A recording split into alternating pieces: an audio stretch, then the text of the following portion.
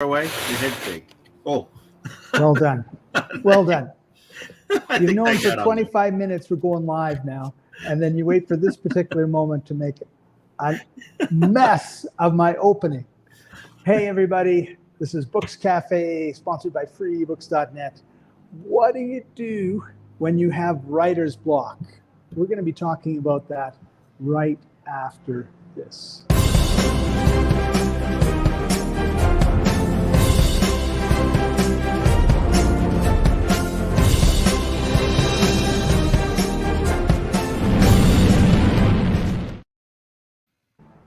Welcome to the show, everybody. I'm Scott Paton. He's Chaffee-Thanh Nguyen. How are you doing, Chaffee? I am awesome. How are you, Scott? I'm doing good. You're in Chicago, Illinois. Is there snow? There is not snow, although we're about to have a major windstorm tonight with gusts up to 50, 60 miles per hour. So not quite tornado or hurricane, strength, only enough to blow down some branches, knock over some trees, and make a mess out of the Midwest. Right. Too bad. I happen to be in Cuenca, Ecuador, and it's a beautiful sunny day. The sun is about to set, and it's short sleeve weather. My sun has set. Your sun has set? It is dark outside. And it's an hour later here. It sets at 6:30 Eastern just about every day. It changes like 3 minutes.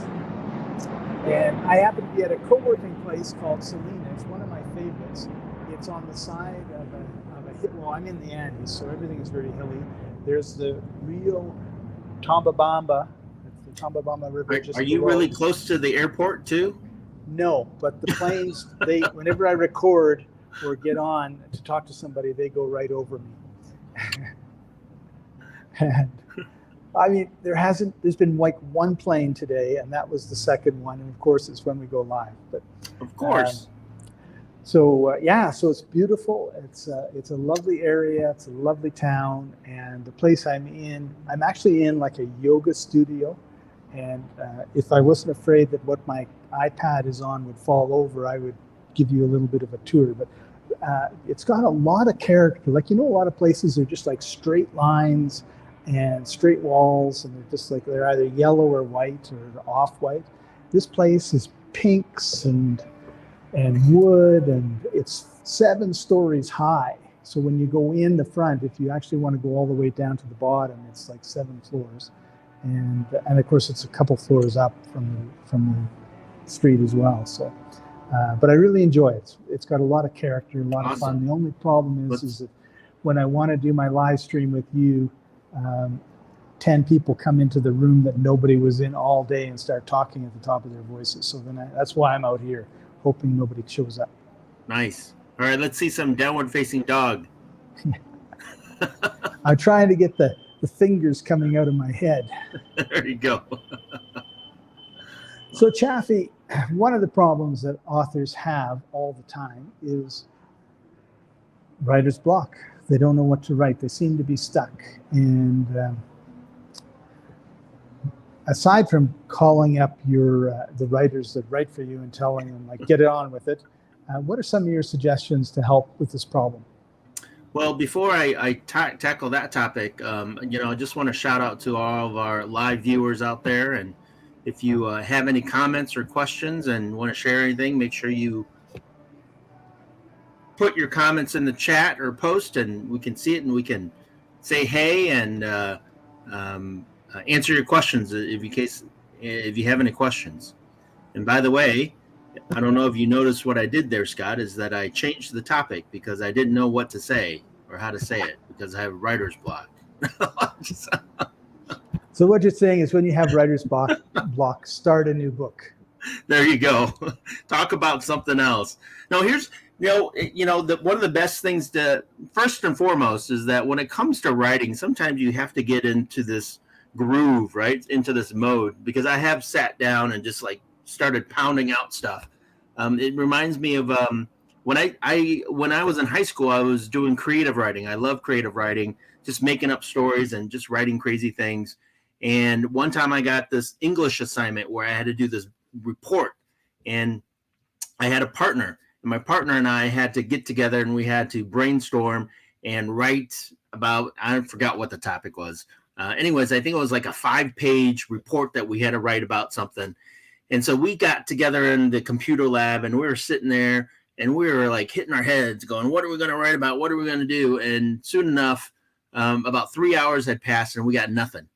Like, it was like nothing happened in 3 hours, and we had this topic. We're like, wow, and so we're just throwing ideas back and forth, and neither one of us, and then like finally, we had to get ready to go. And so we just threw something together, and we just, wrote something. I forgot what it was, only it wasn't the best work, shall we say. And then later on that evening when I got home, I don't know what happened. Only I just sat down, and within about 45 minutes, I rewrote the entire thing. It was like 7 pages instead of 5 pages. And like I said, I just sat down and just started writing and got in a groove. And then the next day I shared it with my partner. She's like, let's go with this new one instead of this other one. Right.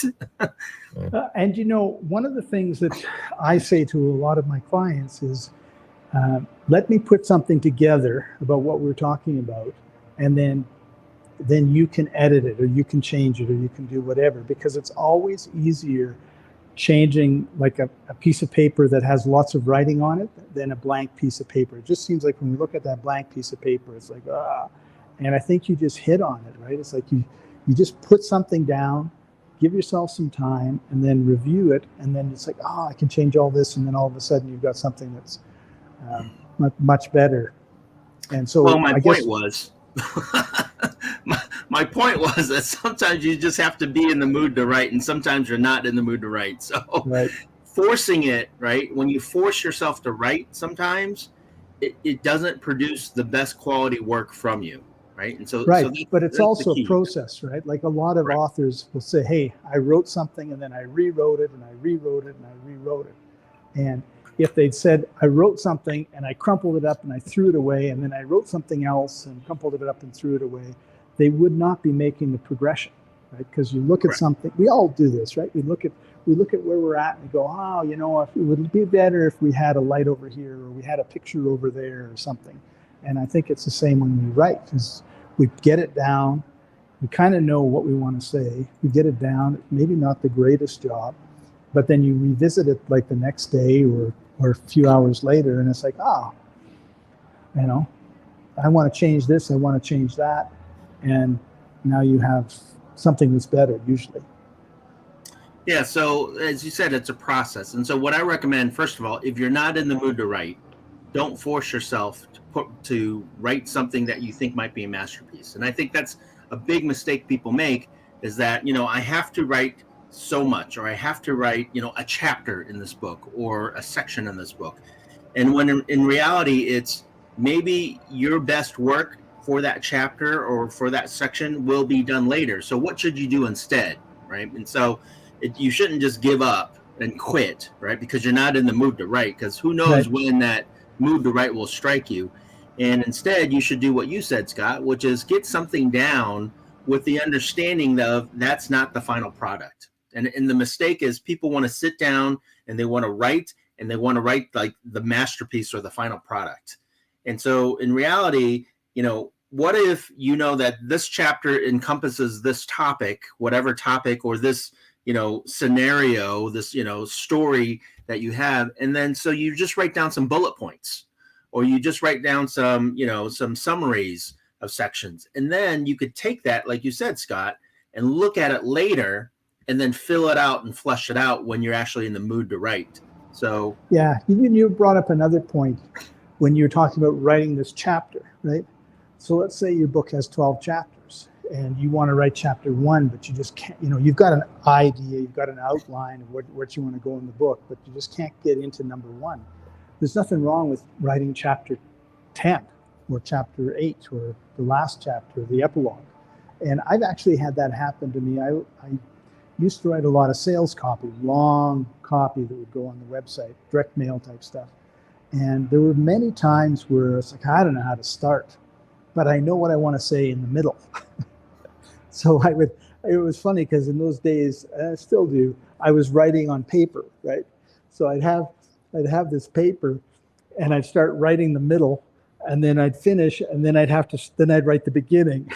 So I'd go like 1, so I knew where it was, and then I'd start writing it, and then I would think, I don't know how to connect this to the top part, but I know how I want to end it. So then I'd write the ending, and then I'd figure, how do I connect the first part to the ending, and the beginning to the middle, and then it became a puzzle, which was always fun to solve. So the order doesn't matter, is what you're saying. It matters when you print. There you go. Not when you're writing. Not when you're writing. And some people, like there was one of my favorite books, one of my favorite authors is Roger Zelazny. Bless his soul, he's passed on now. But in the 60s, he wrote some fantasy, and one of them was Lord of the Light. And it was interesting because I read it the first time and I hardly understood a thing. And then I read it the second time and I realized that each chapter was, these were people that lived for thousands of years, right? So, but each chapter was 100 or 500 years before or after the previous chapter. So he actually like jumped all over the place, right? And which was one of the reasons why, as a 13-year-old, I didn't understand it. But I lost the book, and I bought it in a secondhand bookstore. And the guy who owned it before me had gone through, and at the end of each chapter said, the story continues. So at the end of chapter 1, he goes, the story continues in chapter 11. At the end of chapter 11, he goes, the story continues in chapter 3. So he'd actually gone and chronologically figured it all out, right? So it was really. It's funny you say that. Is I am a science fiction fantasy avid or addict or avid reader, whatever you call it. Right? I started reading science fiction fantasy when I was like 11 years old, 5th or 6th grade. Same here. And when I got to college, one of the classes I had to take was English literature or some English writing comprehension class or whatever. And they had us do these book reports. And so the way that I wrote was very similar to science fiction fantasy, which was just like that author, where I would introduce a character and then the next chapter would be a completely different character. Like it was almost like a completely different story because, you're doing character introductions or you're doing, right. You're jumping around from scenario to scenario, and then eventually you tie it all together at the end. Well, my English teacher really did not like that. She was looking for the structured, here's the intro, here's topics 1, 2, and 3, and then here's the conclusion, right? So know what you're talking about. And so I turned that in, and I got this paperback that was all red, bright red, with a whole bunch of things, and I got like a D on that paper. I'm like, why the heck did I get a D on this paper? I thought I did a pretty good job, right? Yeah, that's really sad. So once I figured out what she was looking for, right? I just took the same stuff, reorganized it, and then I turned it in and she gave me an A. So, so if you're taking a class out there, especially an English composition class, the most important thing that you need to know to pass the class is what is your teacher looking for? Because she was obviously not looking for how I was writing. You reminded me when I was in university, and I took a 4-week business Bachelor of Honors course, and the last semester I had no A's in any of my classes, and I thought it'd be nice to have an A.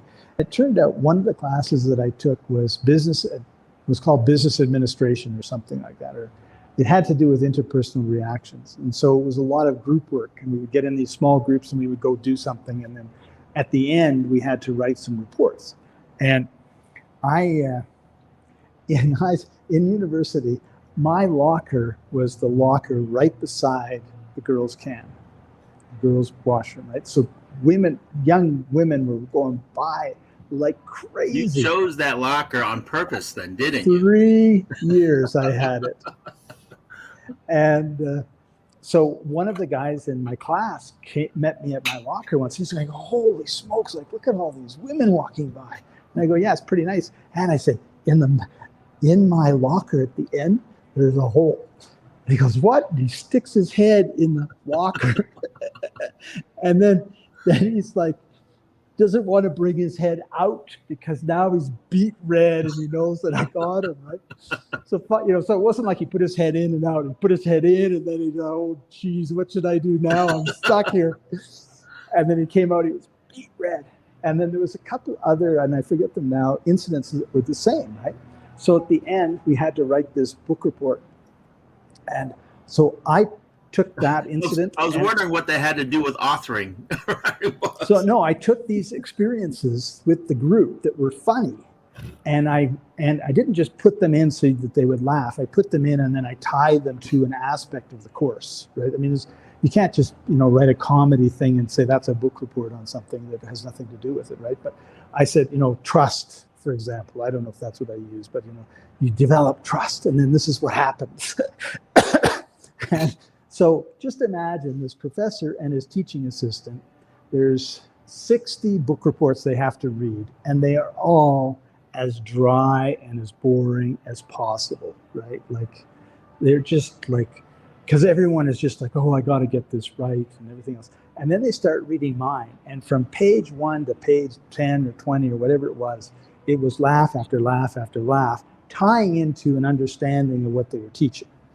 And so both the teacher and the teaching assistant wrote, I got an A, and they both wrote like, I am still on the floor laughing, because we didn't have that LAFAO, whatever, in those days, right? I'm still on the floor. This is before we shortened it down. I'm still on the floor laughing. And I can't, the other one was, so anyway. You're like, point. What have you been doing all semester? How come this is the first paper that you've actually written something of consequence? Right. Yeah. No.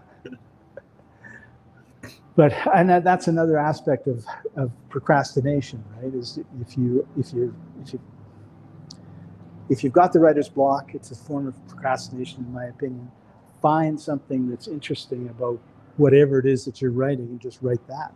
And just get started, right? Because what I found is, it's the old story about like the rolling stone gathers no moss, and a ball in motion stays in motion, that sort of thing. And sometimes the hardest part is just to get started, and then once you get started, you're away to the races.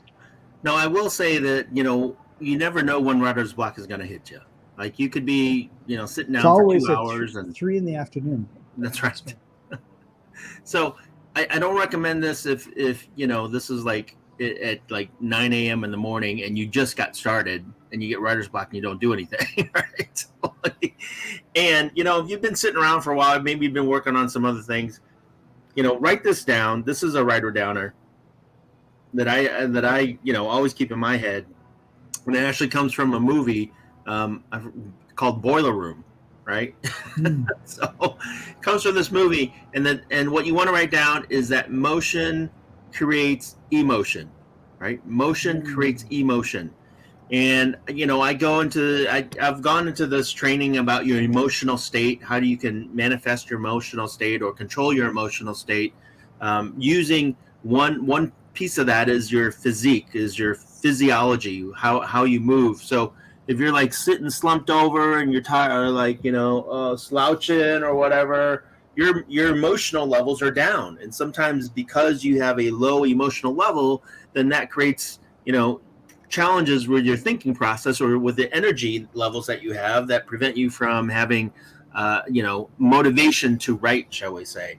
Good and point. So if you're been sitting around for a couple hours and you get writer's block, maybe it wouldn't hurt for you to stand up and walk around for 5-10 minutes, right? Yeah, move your body. Move your body, get some motion going, and that motion will create some energy for you and give you some motivation, give you some emotion so that you can help overcome some of that writer's block. So that's something to keep in mind if you're hitting a writer's block is, how long have you been sitting? How long have you been, where are your energy levels, and paying attention to that? Because a lot of times people are struggling thinking, like beating themselves up, not realizing that doesn't help, right?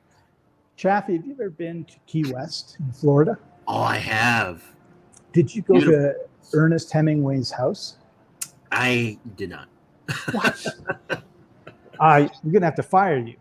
Ernest No. Hemingway lived in Key West for a number of years, Mhm. and he did not write sitting down. And I believe he wrote, like, he didn't have a typewriter. I mean, I don't know, but it didn't look like he had a typewriter, but he had a standing writing desk. And the floor is wooden, and the floor is worn out right in front of this desk, where he would stand all day writing and everything else. So, sometimes sitting is not necessarily the best thing to do. And the other thing that came up from what you were saying was, and this has maybe a little bit more to do with, you're writing a mystery, and you know who the villain is, you know who the hero is, you know how they did whatever they did, but you don't know how to solve one aspect of the puzzle, right? In your mind, like you're stuck. And if you're just sitting there, like you were saying, hunched over, trying to figure it out, oftentimes the answer never comes. But those are the times when I would recommend going for a walk along the river, or going into the park, and just getting into an entirely new environment, not thinking about it at all, thinking about what you're going to do some other time. And what happens with me when I have a problem and I do that is, boom, oh, there's the answer to the problem. Now I know how he got into the locked room and how he got out. And again, don't use that as an excuse to continue to procrastinate. Use it as a problem-solving thing. Like, I don't know how to write. I'll go for a walk. Scott said go for a walk. And you get really, really fit, really, really strong because you're walking 12 hours a day. That's not the purpose. Doesn't hurt, though. No, it doesn't hurt. Fit. Absolutely. Here's another suggestion, too. If you're experiencing writer's block late at night or before bedtime, I recommend that when you're in bed, before you fall asleep, that you think about what you need to write about. Because what happens is that when you do fall asleep, your mind doesn't stop working.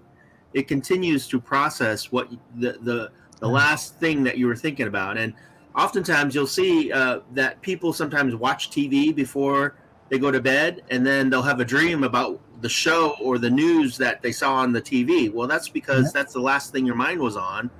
And so that's what you dream about. And so sometimes when you have that writer's block and you think about it right before you fall asleep, then your mind continues to process that. And then you wake up in the morning. Now, also, you might want to keep a pen and paper by your nightstand. I was going to suggest when you wake up and you get this idea, you could write it down right away before it disappears from your mind. So. Yeah. I was talking to one author, and he says, I had this dream. My mind was working. Oh, this is awesome. And it's like 4 a.m, and I woke up, and then I went back to sleep, and I have no idea what it was. I just remember that it was awesome. So yeah, always keep a pen and paper by the desk, by the light stand by your bed, because if you wake up and you've got a great idea, write it down, because your mind works 24/7. And I do recommend paper and pencil because, this is true too, even if you have a recorder, because sometimes if you have a recorder by your bed and you wake up and you start reciting what you thought about, then when you actually wake up, then it's like, it's like a mumble, right? It's like you thought you were What awake. Did I say? What did I say? I recited all my entire dream in this recording, and I don't understand what I said. Well, with some of us, when it comes to writing, it's the same thing. Many times I've written something down and go like, what could that possibly be? So all great strategies. And how much time do we got, Scott? I got one more thing. You got time for one more thing. But actually, is this one more thing like a tip? I don't know if it's a tip.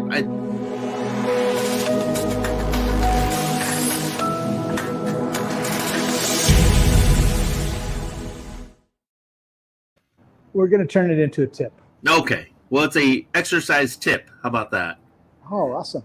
So I think this is for anybody that's a writer, whether you're an author or a blog writer or a copywriter or any kind of writing, right? One of the things that I've done in the past that's really helped me be more creative in my writing and be better in my writing is go to a random website, go to a random page that is in alignment with your business or your book or your topic. For example, I'll give you an example.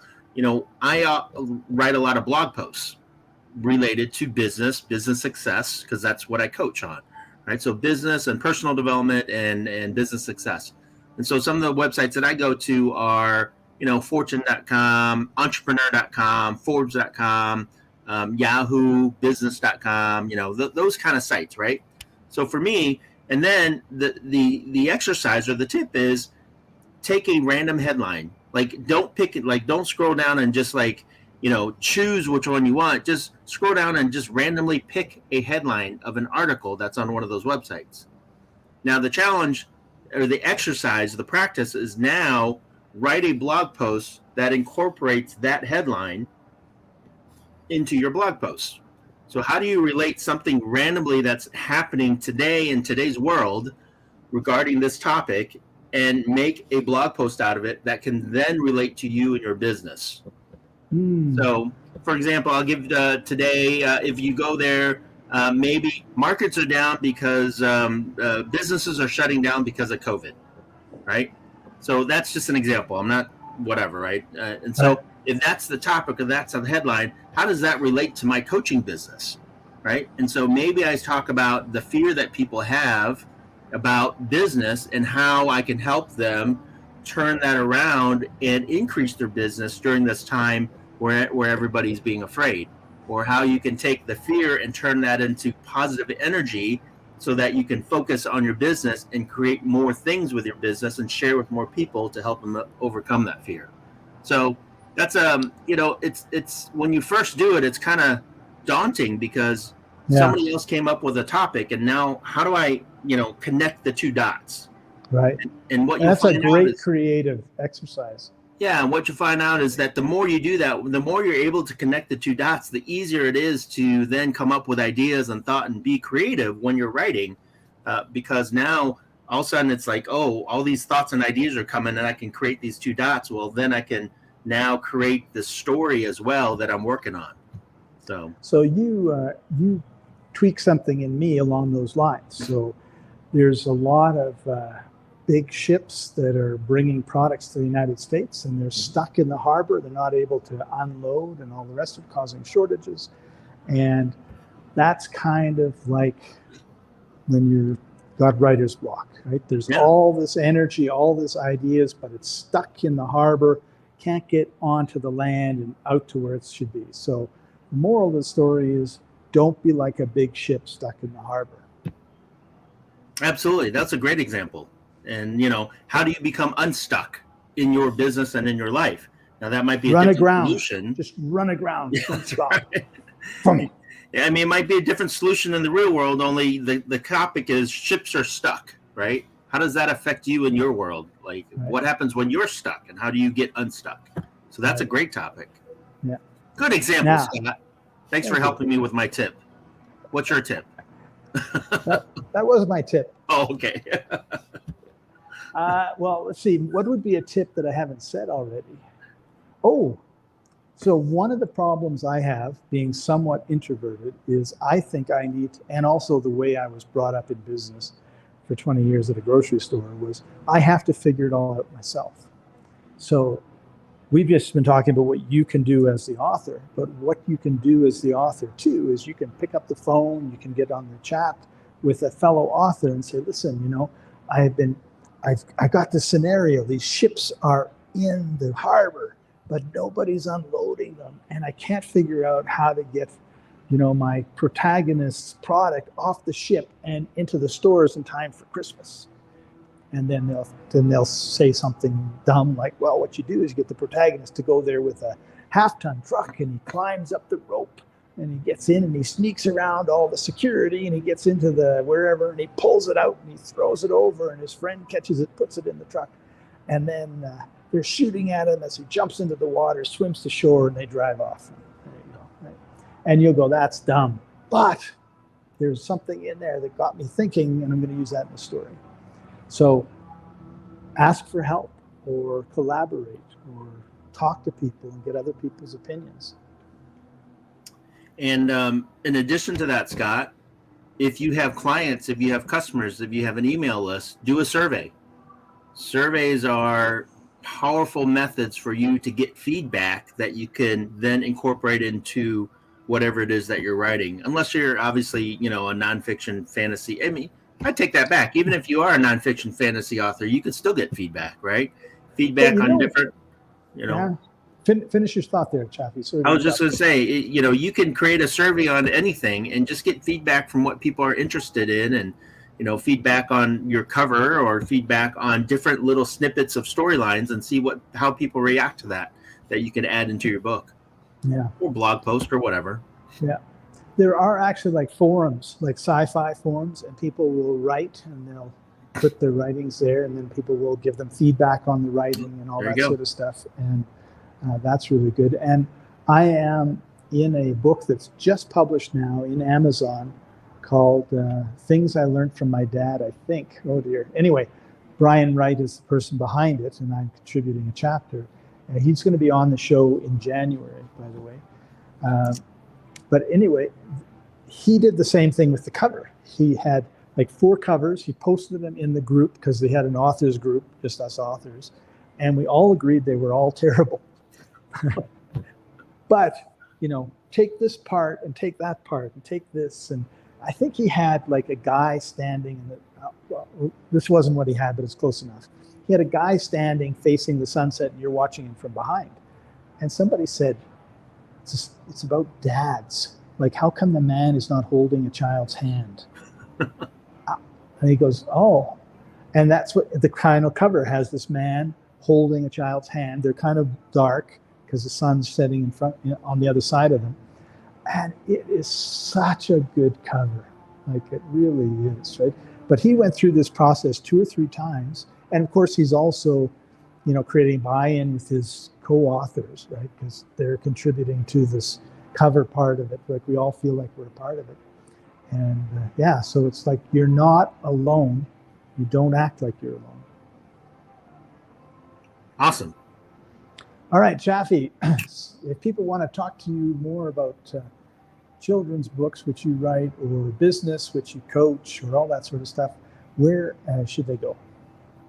Go to my website first at www.keyconceptcoaching.com. You can contact me through the website. My contact information is there. Love to sit down and talk to you and see what we can come up with. Awesome. This has been Books Cafe, sponsored by free-ebooks.net. You can get 5 free ebooks every month. I said they were free ebooks. They're actually free ebooks. No one's going to charge you anything. Our mission in the world is to introduce avid readers with authors who are maybe just starting out, aren't as well known as they should be. And so you take a book. If you're an author, take a book. Submit it. Our editors are working 24/7 to get you out in front of over 220,000 people that visit the site every week. And we're here to help you create an audience. And for those readers who are tired of reading the same old from the same old authors, because that's the only ones that get into Amazon and Chapters, I guess Chapters and Kohl's, I don't know if Kohl's still exists, then we've got amazing authors for you to discover. So thank you very much for joining us, everybody, and we will see you next time. Bye for now. Bye-bye.